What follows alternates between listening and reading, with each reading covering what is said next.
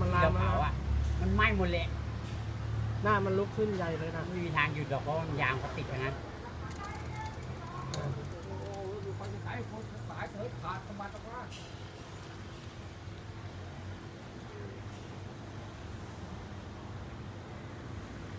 ไม่เอาที่จะเพลิงมาดับเราโดนมัวมาถ่ายกันเอง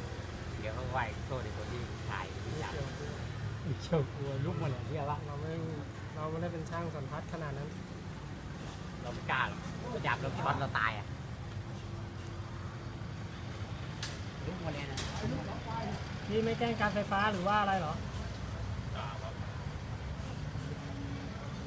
เพราะมันเป็นไฟแล้วนะมันจะลามไปถึงสายไฟนั่นเลยแหละน่ะ และ น่ะสายไฟนั่นน่ะมันจะขาดหมดเลยผมจะบอกให้พี่แจ้งเลยแจ้งการไฟฟ้ามาเลย